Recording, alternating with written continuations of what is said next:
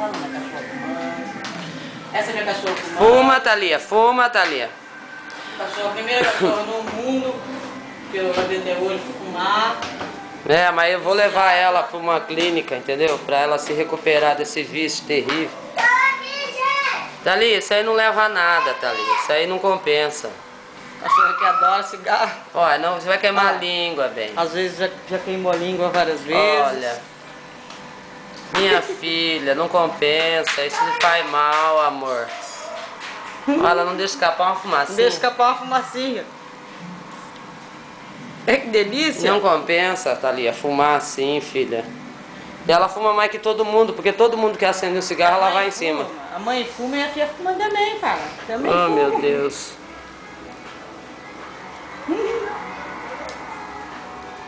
Que lindo.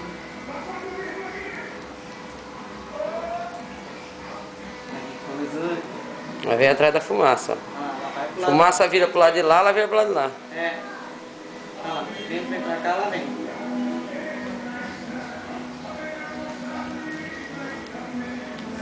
Ah, olhou pra cá. Que linda. Rapaz, malacata a fumaça legal mesmo. Cara, sua mãe viciando você de ação. Olha, olha. Isso é uma cachorra fumante. Eu voltei a fumar, ela voltou a fumar. Isso, ela vai queimar a língua no instante. Uma cachorra de raça, Shar-Pei, chinesa. Entendeu?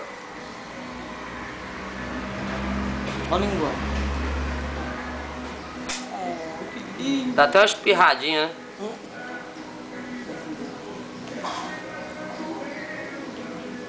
Vai queimar a língua.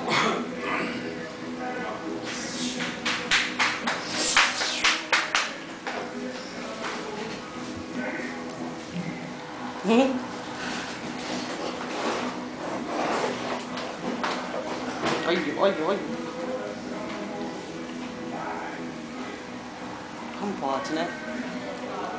Ninguém pode acender um cigarro, então já vem. E ela sai catando as fumaças. A fumaça desvia dela, ela corre atrás. Que delícia, cara.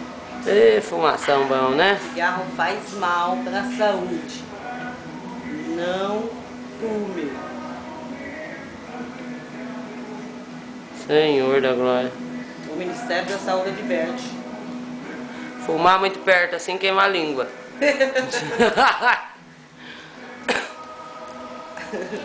E ela pega a fumaça sem filtro, entendeu? Pega. Então quer dizer, ela pega a pior. Tá pior, né? Olha. Olha lá, Ela se perde no meio da fumaça. Olha, catou. Às vezes ela dá uma bocada. Ela morde. Pensa que Eu ela acho pega. barato ela morder. É. Ela vem assim e morde a fumaça. É. Ela fala, igual o gato, essa fumaça toda. Viu?